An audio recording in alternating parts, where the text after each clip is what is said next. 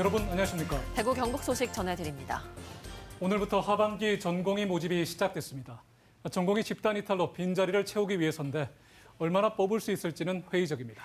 네, 전공의들은 지원 자체를 꺼리고 있고 지원하더라도 서울 쪽으로 몰릴 것이란 전망이 나오는데요. 지역 의료의 인력난은 여전할 것으로 보입니다. 보도에 조재한 기자입니다. 수련병원마다 하반기 전공의 모집에 들어갔습니다. 대구에서는 대학병원과 대구의료원, 보훈병원까지 모두 312명을 뽑습니다. 얼마나 지원할지는 미지수입니다. 지난 2월 사직서를 내고 의료 현장을 떠난 전공의들은 대체로 이번 모집에 응하지 않을 것이라는 게 의료계의 판단입니다.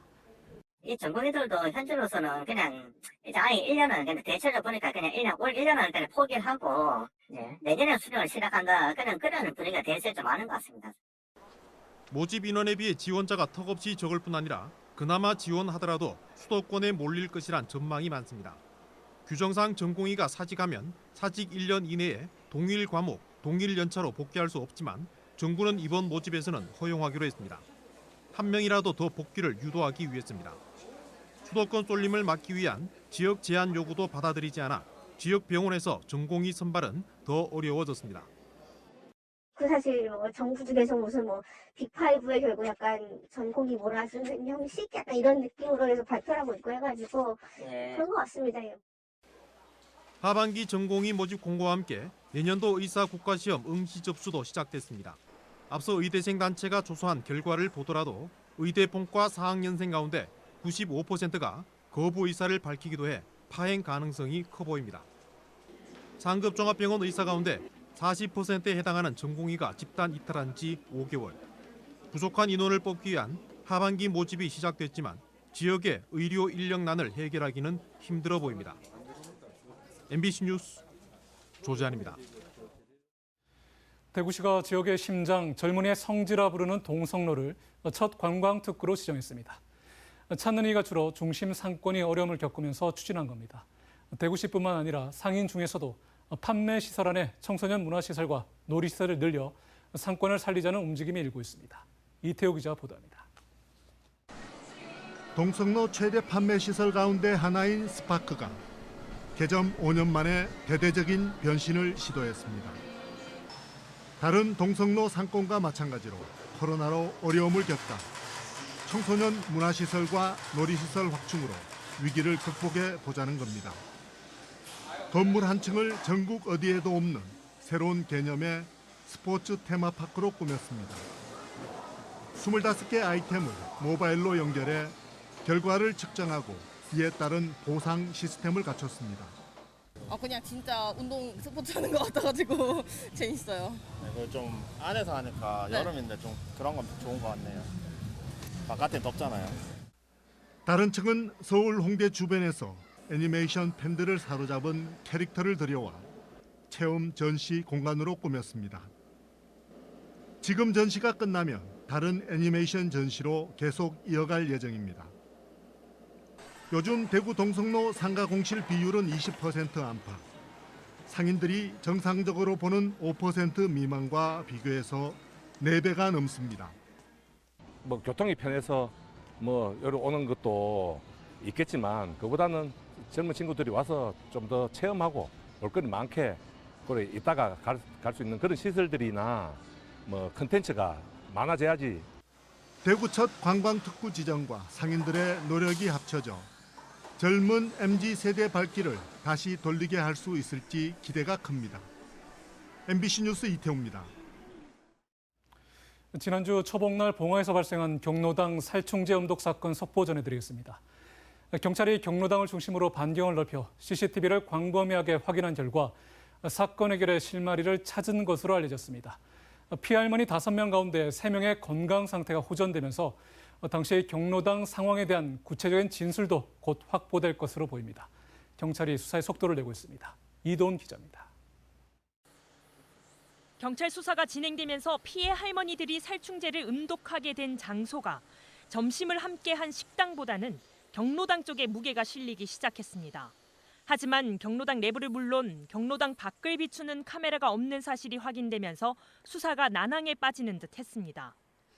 하지만 지난 주말 경찰이 경로당과 피해자들의 집을 중심으로 반경을 넓혀 CCTV를 광범위하게 확인한 결과 사건 해결에 유의미한 단서를 찾은 것으로 알려졌습니다. 경로당과 피해자들의 집이 봉화읍 내에서도 비교적 번화한 지역과 가깝다 보니 상당한 분량의 CCTV를 경찰이 확보한 겁니다. 9년 전 상주 농약 사이다 사건의 경우 발생 지역이 인적이 드문 농촌 마을이었던 탓에 주민 진술에 주로 의존할 수밖에 없어 수사에 진통을 겪기도 했습니다. 이런 가운데 음독 피해자 5명 중 3명의 의식이 빠르게 회복하면서 가족들과 진술 조사 일정을 협의하는 등 경찰 수사가 속도를 내는 분위기입니다.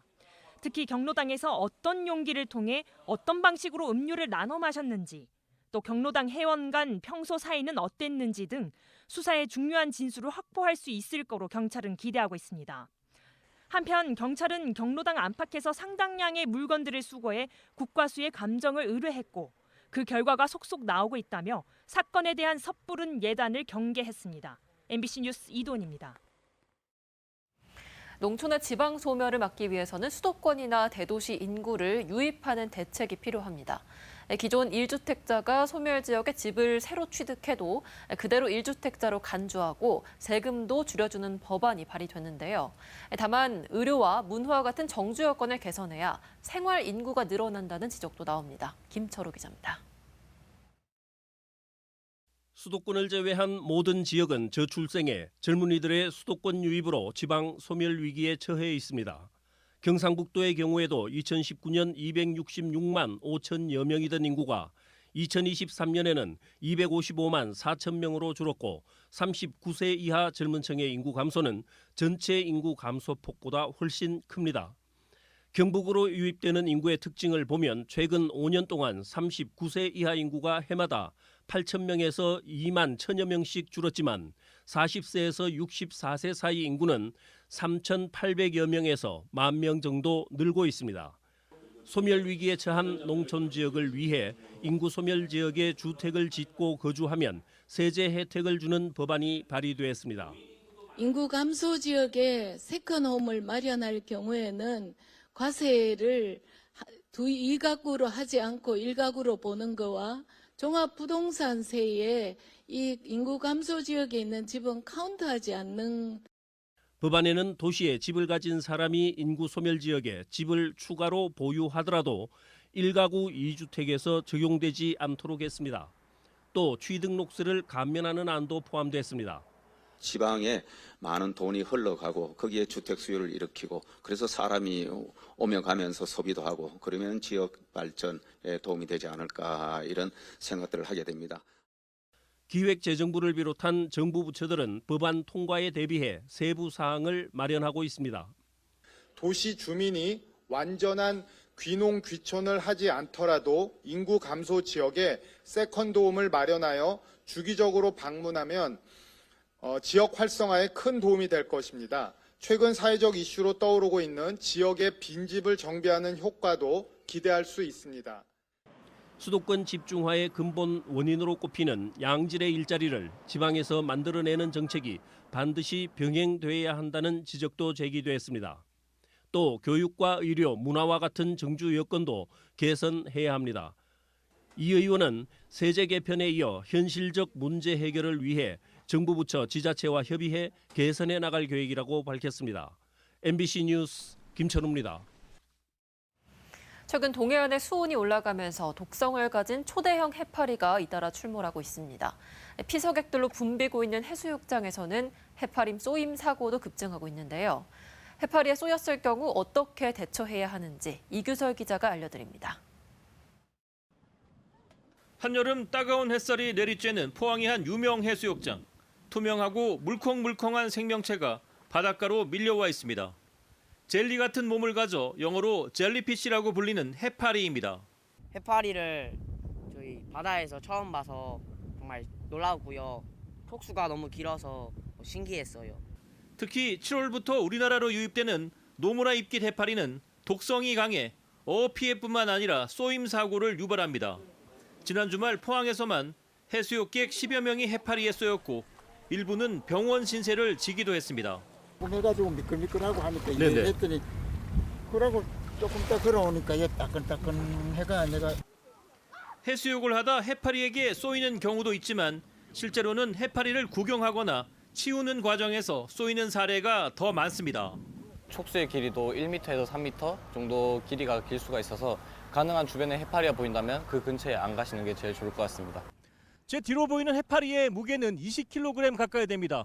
워낙 무겁다 보니 토막을 내서 무트로 올릴 수밖에 없습니다. 해파리에 쏘였다면 일단 바닷물로 상처를 깨끗하게 씻어내고 촉수가 피부에 붙어 있다면 신용카드로 촉수를 긁어내 즉시 제거해야 합니다.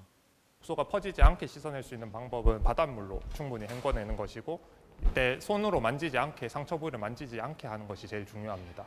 현재 경북 동해안에는 노무라 이끼 해파리 주의 단계 특보가 내려진 상황.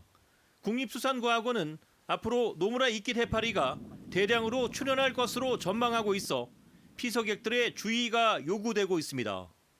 MBC 뉴스 이규설입니다. 2차 전지 소재 수출 부진으로 상반기 대구 경북 수출이 지난해 같은 기간에 비해 많이 줄었습니다. 한국무역협회 대구 경북 지역 본부에 따르면 올해 상반기 대구의 수출은 47억 달러로 지난해보다 21% 줄었고 경북 수출은 187억 달러로 전년 대비 7% 감소했습니다. 한국무역협회는 글로벌 전기자동차 수요 둔화와 중국의 경기 회복 지연, 미국 대선에 따른 불확실한 통상 환경 등의 영향으로 하반기에도 수출이 계속 줄어들 것으로 예상했습니다. 대구 달서구의회 외유성 해외 연수 문제를 제기한 김정희 구의원에 대한 징계안이 윤리특별위원회에 회부됐습니다. 달서구의회에 따르면 A 의원이 지난 5월 호주와 뉴질랜드로 연수를 가는 비행기 안에서 술을 마셔 쓰러졌다는 등의 허위 사실을 김 의원이 유포해 A 의원의 명예가 훼손됐다며 구의원 12명이 김 의원에 대한 징계 요구안을 의회 사무국에 제출했습니다.